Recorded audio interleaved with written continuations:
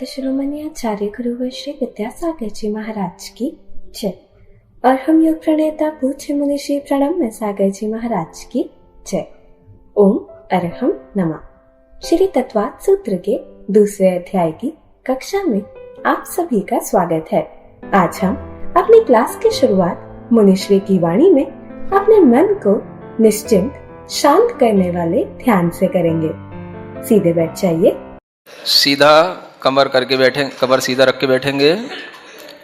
आज आपकी स्थिरता के लिए एक स्पेशल चीज आपको बताने जा रहा हूं। जब भी आप बैठें तो अपने दोनों हाथों को एक के ऊपर एक रख करके ऐसा रखना नहीं, एक के ऊपर एक। देखो इधर देखो, नाभि के पास अपनी दोनों हथेलियां लाओ, नाभि के पास अपनी दोनों हथेलियां लाओ, है ना। हाँ, कुछ नहीं है, कोई खास बात नहीं है। बस ये हाथ थोड़ा सा, है ना, 4 अंगुल ना कह करके 2 अंगुल भी अगर ऊपर रखोगे, एक से दूसरा टच नहीं होना, और हाथ एक के ऊपर एक रखना, ठीक है ना। और ऐसी स्थिति में बैठ करके सिर्फ अपनी श्वास पर ध्यान देना। ये हाथ अपने ना तो पेट से टच करे ना हाथ से टच करे, पेट से भी थोड़ा अलग रखना, नाभि के पास रखना, ठीक है ना। बैठो। ये भगवान का बैठने का ये तरीका, इसको, है ना, जिन मुद्रा इसी को कहा जाता है। और गर्दन बिल्कुल सीधी रखो, श्वास को, आंख बंद करो और श्वास पर पूरा ध्यान लाओ। एक जो श्वास हम ले रहे हैं और छोड़ रहे हैं, उसको सामान्य रूप से, ना जबरदस्ती छोड़ना ना जबरदस्ती श्वास लेना, सिर्फ जो श्वास चल रही है उसको एक गिनना, जो श्वास सामान्य से हम ले रहे हैं और छोड़ रहे हैं। ऐसे 27 टाइम्स श्वास को गिनना है। आंखें बंद रखो, अपने दोनों हाथों को घुटनों पर रख लो। ओम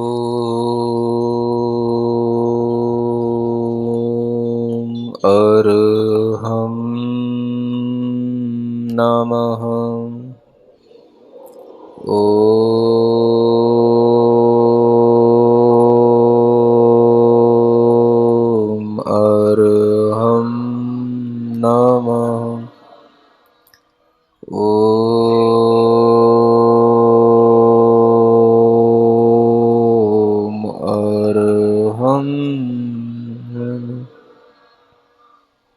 गहरी लंबी श्वास पूरे शरीर में महसूस करो। हमारा शरीर स्वस्थ है।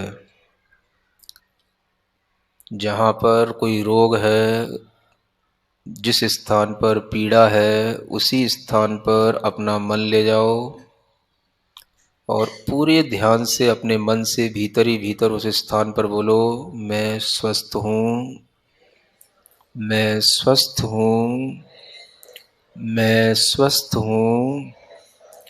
मेरा असाता वेदनीय कर्म जा रहा है। मैं साम्य भाव से इस कर्म की निर्जरा कर रहा हूँ। उस स्थान पर पूरा ध्यान रखो और ओम अरहम नमः का स्मरण उसी स्थान पर करो जहाँ आपको दर्द हो रहा है। अगर दर्द नहीं है, स्वस्थ हैं, तो पूरे शरीर में महसूस करो, मेरा शरीर औदारिक से परम औदारिक की यात्रा पर है। मैं भगवान की तरह बिल्कुल स्वस्थ, निरोगी और हल्का बन रहा हूँ, बन रहा हूँ, बन रहा हूँ। इसी को बार बार अपने माइंड में दोहराओ। पूरे आनंद भाव के साथ, शरीर के किसी भी बीमारी की कोई चिंता न करते हुए, अपने दोनों हाथों का जोर से उपयोग करते हुए ओम अरहम नमः, ओम अरहम नमः, ओम अरहम नमः, ओम अरहम नमः, ओम अरहम नमः ॐ अर्हं नमः ॐ अर्हं नमः ॐ अर्हं नमः ॐ अर्हं नमः ॐ अर्हं नमः ॐ अर्हं नमः ॐ अर्हं नमः ॐ अर्हं नमः ॐ अर्हं नमः ॐ अर्हं नमः ॐ अर्हं नमः ॐ अर्हं नमः ॐ अर्हं। अपनी हथेलियां घिसकर आंखों पर रखें। ॐ अर्हं परम शांतिः परम शांतिः परम शांतिः। आइए अब हम पूर्ण एकाग्रता से अपनी क्लास की ओर चलते हैं और कल की कक्षा का एक क्विक रिकैप कर लेते हैं। हमने जाना कि सप्रतिष्ठित प्रत्येक वनस्पति अनंत साधारण निगोद जीवों से प्रतिष्ठित होती है, इसीलिए हमारे खाने योग्य नहीं होती। यह जब अप्रतिष्ठित अवस्था में आ जाए तो खाने योग्य होती है। सप्रतिष्ठित प्रत्येक वनस्पति पहचानने के लिए हम इनकी शिराएं, फाके देख सकते हैं। अगर शिराएं या फाके अदृश्य हैं, अलग अलग नहीं दिख रही हैं, तो ये सप्रतिष्ठित प्रत्येक वनस्पति है, जैसे गन्ना, खरबूजा आदि, जिसमें पोरे या फाके नहीं दिख रही हैं। ऐसे ही वो वनस्पतियां जिन्हें तोड़े तो समभंग हो जाए, बिल्कुल बीच में से टूट जाए, वो सप्रतिष्ठित है। या जिसमें कोई रेशा भी न लगा दिखाई दे और उस वनस्पति को छिन्न करके, छेद कर, तोड़कर अगर उगाए और वो उग जाए तो वह सप्रतिष्ठित है। इससे विपरीत अप्रतिष्ठित प्रत्येक वनस्पति साधारण जीवों से रहित होती है। यह पक गई होती है और साधारण जीवों से रहित होती है। जैसे पकने के पश्चात गन्ना, नारियल, खरबूजा ये खाने योग्य माने जाते हैं। जिन वनस्पति का फल पृथ्वी से ऊपर उठकर आकाश में होता है, वह जीव से रहित और उतना ही ज्यादा फायदेमंद होता है, और जितना जमीन के पास अंदर होता है वह उतना ही ज्यादा जीवों से सहित होता है। घास, काई, पालक, मेथी, बथुआ जैसी पत्ते वाली वनस्पतियों में पकाव नहीं होता, इसीलिए अनंत जीव कहलाती हैं। नारियल, आम, सेब, लौकी ये सब अच्छे से पककर अप्रतिष्ठित बन जाते हैं। हमने जाना कि हरि के त्याग को लोग अक्सर वनस्पति का त्याग समझ लेते हैं, मगर सिद्धांत से इसमें सिर्फ सब्जी फल आदि का त्याग ही आता है। वनस्पति का त्याग कहना गलत है, क्योंकि वनस्पति तो व्यापक है। दाल, गेहूं, चावल, मसाले, तिलहन, सरसों का तेल आदि सभी वनस्पति है। हमारा जीवन इन्हीं 5 प्रकार के स्थावर जीवों के द्वारा चलता है, अतः हमें इनका सेवन भी करना है और रक्षा भी। जितना कम से कम हो सके उतना उपयोग करने से ही हमारे लिए धर्म होगा, और जो अनुपयोगी है उसको हम बिना वजह नष्ट ना करें। जैसे बेवजह जमीन खोदना, पानी बहाना, अग्नि को जलाए रखना, पंखे कूलर चलाना, ये न सिर्फ दुरुपयोग है अपितु अधर्म भी है और पाप बंध का कारण भी है। जो लोग जीवों की रक्षा करने में तत्पर होते हैं, वही पर्यावरण की रक्षा करने वाले कहलाते हैं।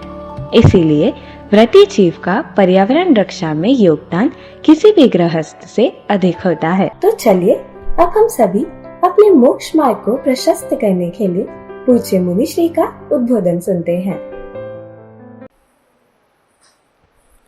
मोक्ष मार्गस्य नेतारं भेत्तारं कर्मभूव्रतां ज्ञातारं विश्वतत्त्वानां वन्दे तद्गुणलब्धये।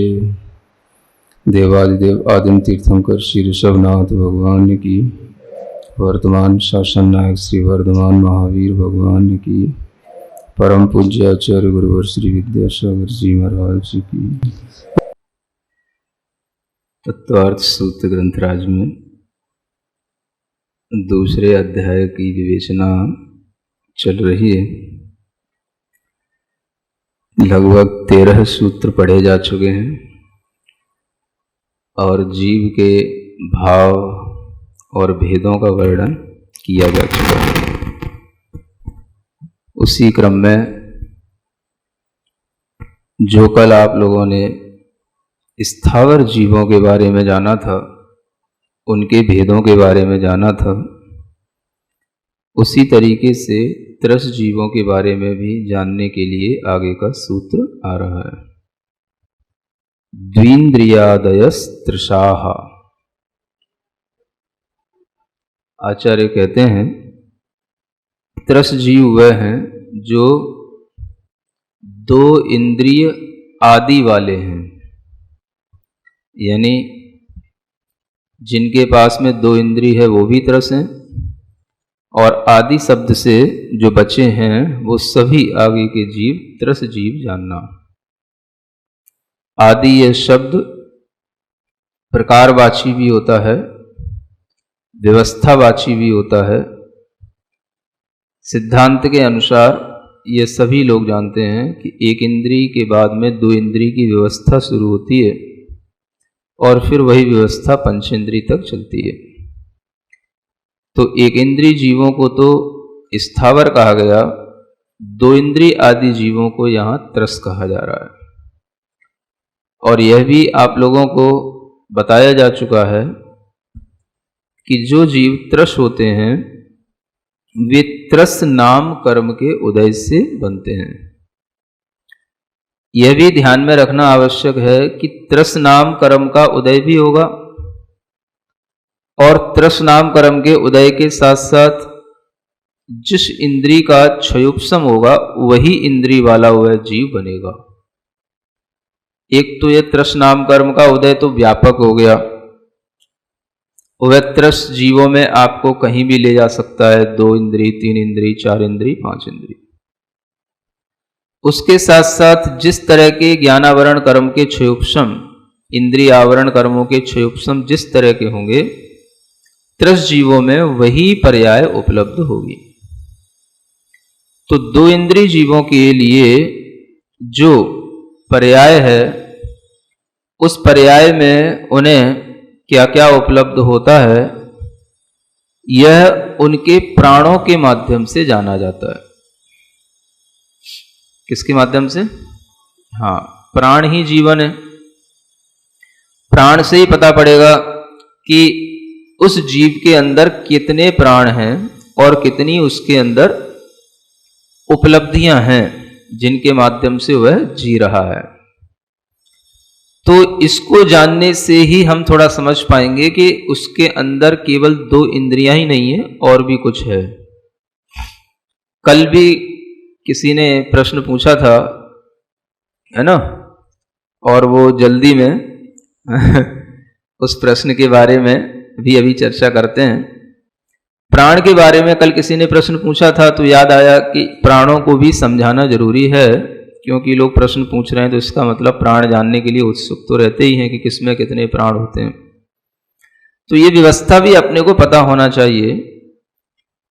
जब हम पर्याप्त जीव होते हैं और अपर्याप्त जीव होते हैं, इन 2 प्रकार के जीवों की बात करते हैं, तो हमें थोड़ा सा इन सब जीवों को एक तरफ रख करके केवल पर्याप्त और अपर्याप्त 2 तरीके से उन जीवों को देखना है।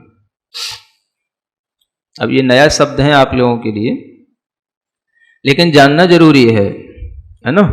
नया तो पूरा तत्वार सूत्री होगा, लेकिन सुनते रहोगे तो धीरे धीरे सब कुछ समझ में आ जाएगा। तो जीव कोई भी हो, उसकी एक पर्याप्त दशा होती है और एक अपर्याप्त दशा होती है ना। पर्याप्त दशा कहना और पर्याप्तक कहना, इसमें भी थोड़ा सा अंतर है। जब तक कोई भी जीव अपनी पर्याप्तियों को पूर्ण नहीं कर लेता, तब तक वह जीव अपर्याप्तक दशा वाला कहलाएगा। जीव अपर्याप्तक नहीं है।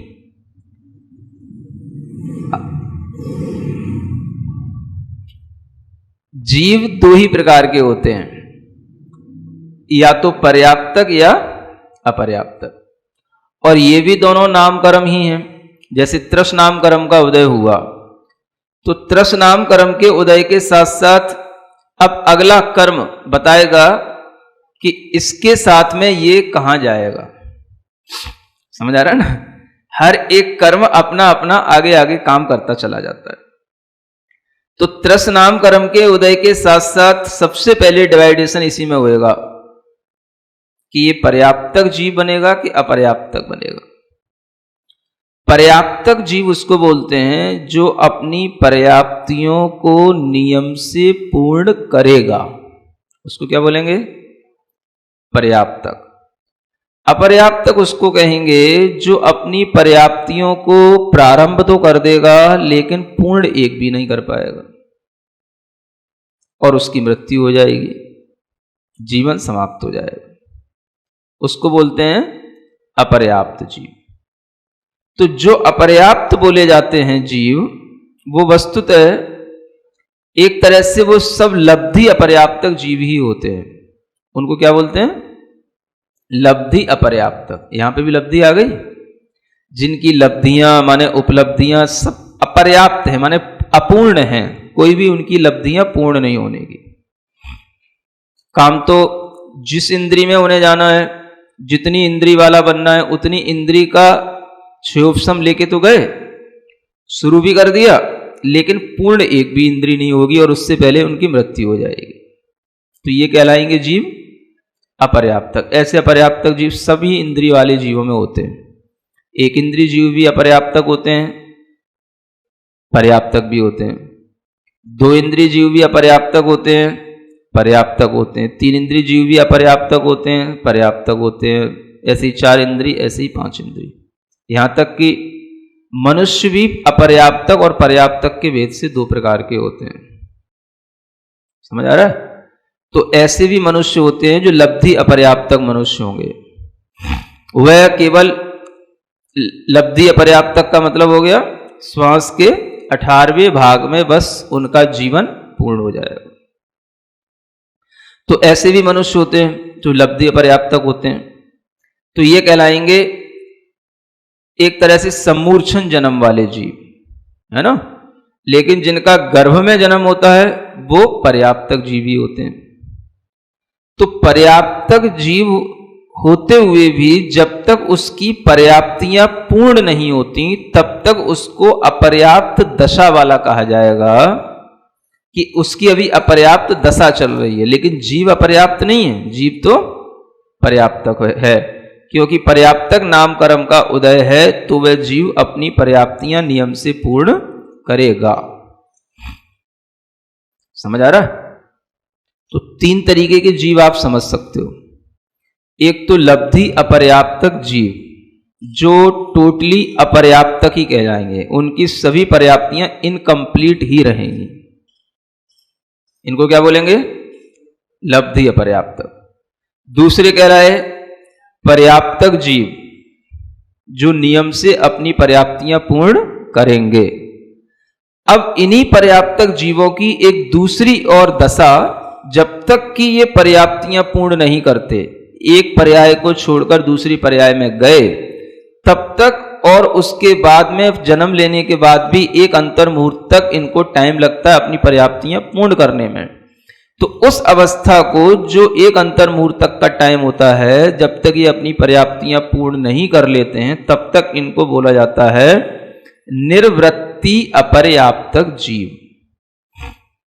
क्या बोलते हैं? निर्वृत्त पर्याप्तक जीव। समझ आ रहा है? इनकी रचनाएं चल रही हैं। निर्वृत्ति माने होता है रचना, है ना। चल रही है इनकी रचना, फॉर्मेशन चल रहा है, लेकिन अभी ये इनकम्प्लीट है, तो उसको बोलेंगे निर्वृत्त पर्याप्तक जीव। तो आप अपर्याप्तक जीव की दशा तो एक ही प्रकार की जानना जो लब्धि अपर्याप्तक है। पर्याप्तक जीव में दो तरीके की चीजें हैं। जन्म लेने के एक अंतर मुहूर्त तक जन्म से ही वह अपर्याप्तक एक अंतर मुहूर्त तक रहेगा वो उसके लिए निर्वृत्त अपर्याप्तक अवस्था कहलाएगी, बाद में वो पर्याप्तक हो जाएगा। अंतर मुहूर्त के बाद जितनी उम्र रहेगी वो पर्याप्तक ही कहलाएगा। समझ में आ गया? है? नहीं आया? आ तो जाना चाहिए, इतनी कोई बड़ी चीज तो नहीं है, है? नहीं आया? चलो थोड़ा सा और एक आध चीज समझ लेते हैं। हाँ, कोई उदाहरण से समझते हैं तो फिर कुछ समझ आएगा। चलो कोई बात नहीं, महिलाएं ज्यादा सुनती हैं, रोटी तो सभी बनाते ही हैं, नहीं भी बनाते तो खाते तो सभी हैं, जानते तो सभी रोटी कैसे बनती है?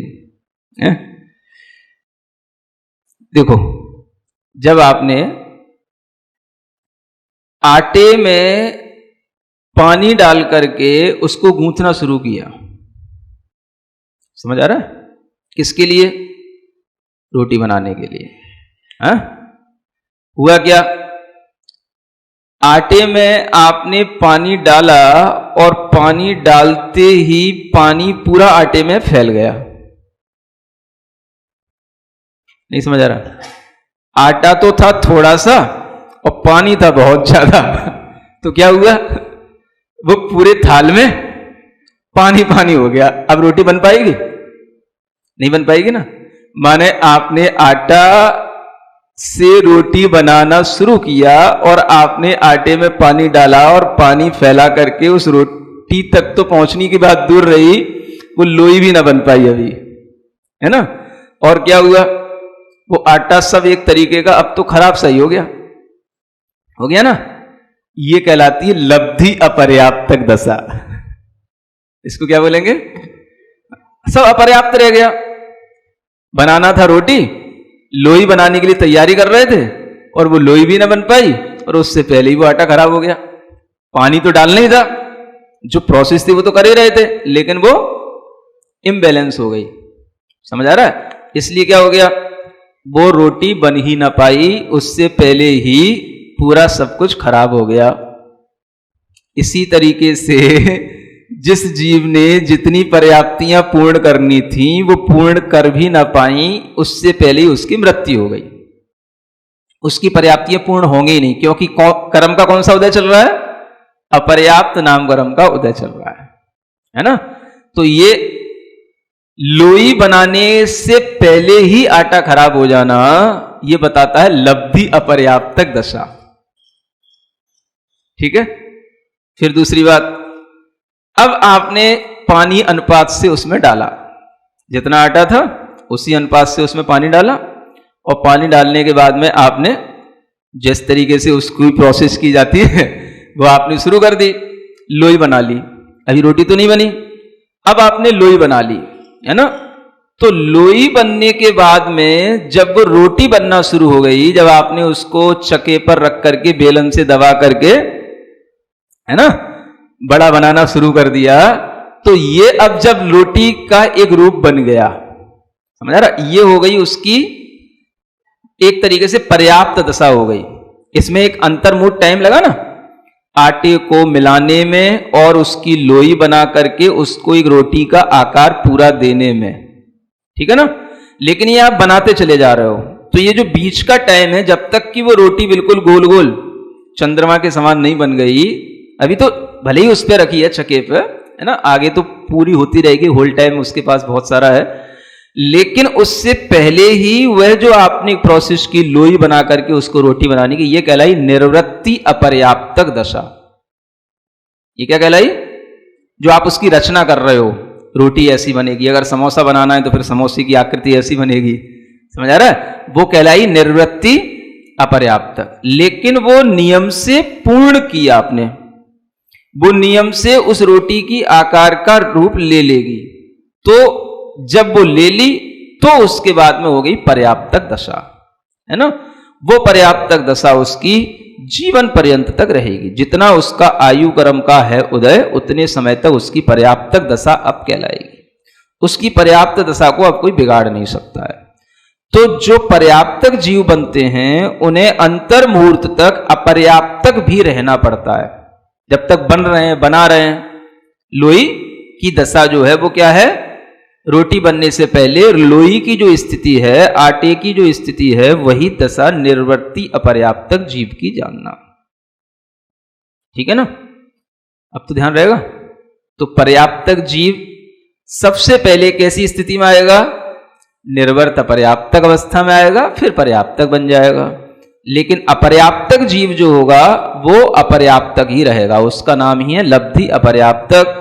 वह तो पानी जैसे आटे में डाला, सब खराब हो गया, कुछ भी नहीं बनने का, है ना? हाँ, दलिया भी नहीं बनने का अब तो समझ आ रहा है ना? वो खराब कर दिया उसने। तो ऐसे लब्धि अपर्याप्तक दशा। ठीक है ना? ऐसे जानना। तो कोई भी जीव जो पर्याप्तक बनता है ना? हम सभी जीव कैसे हैं जो सुन रहे हैं, सब पर्याप्तक जीव हैं। अंतर्मूर्तक जब हमने जन्म लिया था तो ऐसे ही अपर्याप्तियां का जो टाइम था वो हमने पूर्ण किया। अंतर्मूर्त में पर्याप्तियां तैयार हो गई, उसके बाद में पर्याप्त दशा हो गई, फिर उसी के अनुसार काम चलता है। ठीक है ना? इसको जानने का प्रयोजन यह है कि जब भी हम प्राणों का वर्णन करते हैं तो सामान्य रूप से अगर आपने द्रव्य संग्रह भी पढ़ा होगा तो शायद हमने उसमें केवल पर्याप्तक जीवों के हिसाब से ही आपको ज्ञान दिया होगा, है ना? क्योंकि वो शायद इतना डिटेल बताने का उस समय टाइम ना रहा हो। पर्याप्तक जीवों के प्राण अलग और अपर्याप्तक जीवों के प्राण अलग तरह से जानना चाहिए, है ना? तो एक इंद्रिय जीव है, मान लो पर्याप्तक जीव है तो पर्याप्तक के प्राण तो सभी जानते ही हैं। एक इंद्रिय जीव में पर्याप्तक दशा में 4 प्राण होंगे। ठीक है? कौन कौन से? एक स्पर्शन इंद्रिय प्राण, एक काय बल प्राण, एक आयु और एक श्वासोच्छ्वास, ये 4 प्राण हो गए। फिर 2 इंद्रिय हो गया तो उसमें 2 प्राण और बढ़ा दिए, एक रसना इंद्रिय बढ़ गई और रसना इंद्रिय बढ़ी तो वचन बल भी बढ़ गया, तो 2 प्राण और बढ़ गए, तो 6 प्राण हो गए। अब आगे एक एक बढ़ाते जाओ, 3 इंद्रिय में 7 प्राण हो जाएंगे। कौन सी इंद्रिय बढ़ा दी? घ्राण इंद्रिय बढ़ा दी, है ना? 4 इंद्रिय में चक्षु इंद्रिय बढ़ा दी, तो कितने प्राण हो गए? 8 हो गए। फिर आगे असंगी पंचेंद्रिय जीव, जिसके पास अभी मन नहीं बनना, तो उस जीव में एक इंद्रिय बढ़ गई तो 9 प्राण बढ़ गए, है ना? और संगी पंचेंद्रिय, तो इंद्रिय तो हम पहले बढ़ा ही चुके थे, अब हमने संगी हो गया तो मन बढ़ा दिया, तो मन बल प्राण उसके अंदर आ गया। संगी पंचेंद्रिय में मनोबल प्राण आ गया, तो ये 10 प्राण हो गए। ये हो गए पर्याप्तक जीवों के प्राण। समझ में आ गया सबको? है? एक इंद्रिय जीव में, पर्याप्तक एक इंद्रिय जीव में कितने प्राण होंगे? 4 प्राण होंगे। 2 इंद्रिय जीव में 6 होंगे। ओम अरहम नमः।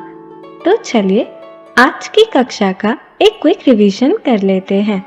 सूत्र 14 में हमने जाना कि 2 या उससे अधिक इंद्रिय वाले जीव त्रस होते हैं। एक इंद्रिय में स्थावर की व्यवस्था होती है और 2 इंद्रिय से पंच इंद्रिय तक त्रस की व्यवस्था होती है। त्रस जीवों में त्रस नाम कर्म का उदय होता है। इसके साथ जिन इंद्रियों का क्षयोपशम होगा उतनी इंद्रियों वाला वह जीव बनेगा। त्रस पर्याय के अंदर जो उपलब्धियां हैं उनको प्रमाणों के माध्यम से जाना जाता है। प्राण ही जीवन है। जीव के त्रस नाम कर्म के साथ में पर्याप्तक या अपर्याप्तक नाम कर्म का उदय होता है, जिससे पता चलता है कि जीव पर्याप्तक होगा या अपर्याप्तक। पर्याप्तक जीव नियम से अपनी पर्याप्तियों को पूर्ण करेगा, अपर्याप्तक जीव अपनी पर्याप्तियों को प्रारंभ तो कर देगा लेकिन पूर्ण एक भी नहीं कर पाएगा और उसकी मृत्यु हो जाएगी। अपर्याप्तक जीव वस्तुतः लब्धि अपर्याप्तक ही होते हैं, जिनकी सभी लब्धियां अपूर्ण हैं। जिन इंद्रियों में उन्हें जाना है उतनी इंद्रियों का क्षयोपशम भी है, लेकिन पूर्ण एक भी इंद्रिय नहीं हो पाएगी। इनका जीवन श्वास के 18वें भाग में पूर्ण हो जाता है। एक तरह से ये सम्मोचन जन्म लेने वाले जीव होते हैं। ऐसे अपर्याप्तक जीव मनुष्य सहित सभी इंद्रिय वाले जीवों में होते हैं। अपर्याप्तक जीव हमेशा अपर्याप्तक दशा में ही रहते हैं, मगर पर्याप्तक जीव जब तक अंतर्मुहूर्त में अपनी पर्याप्तियों को पूर्ण नहीं कर लेता तब तक वह जीव अपर्याप्तक दशा में होता है। उसके पश्चात वह पर्याप्त दशा में आ जाता है। पर्याप्तक नामकरण के उदय से वह नियम से अपनी पर्याप्तियां पूर्ण करता है। गर्भ जन्म लेने वाले जीव पर्याप्तक ही होते हैं। पर्याप्तियों के आधार से हम 3 तरह से जीवों को समझ सकते हैं। पहला, लब्धि अपर्याप्तक जीव, जिनकी सभी पर्याप्तियां इनकम्प्लीट ही रहेंगी। दूसरा, पर्याप्तक जीव, जिन जीवों ने अपनी पर्याप्तियां पूर्ण कर ली हैं। और निवृत्ति अपर्याप्तक जीव, पर्याप्तक जीव जब एक पर्याय छोड़कर दूसरी पर्याय में आते हैं और जन्म लेने के बाद अंतर मुहूर्त तक अपनी पर्याप्तियां पूर्ण कर लेते हैं, तो उस व्यवस्था को निवृत्ति अपर्याप्तक कहते हैं। उदाहरण के लिए, जब आटे गूंथने में अत्यधिक पानी डाल दे तो पूरा आटा फैल जाता है। इसे लब्धि अपर्याप्तक दशा समझ सकते हैं। गूंथे हुए आटे से लोई बनाकर रोटी बनाने की प्रक्रिया हो गई निवृत्ति अपर्याप्तक दशा। सही आकार आदि में आने के बाद रोटी पर्याप्तक दशा में आ जाती है। हमने जाना कि पर्याप्तक जीवों में इंद्रियों के साथ साथ प्राण भी पड़ते हैं। जैसे 1 इंद्रिय के 4, 2 इंद्रिय के 6, 3 इंद्रिय के 7, 4 इंद्रिय के 8, असंगी पंचेंद्रिय के 9 और संगी पंचेंद्रिय के 10 प्राण होते हैं। तो चलिए अब हम सभी चुनवानी स्तुति करते हैं और तत्पश्चात समय होगा आज के सवाल का।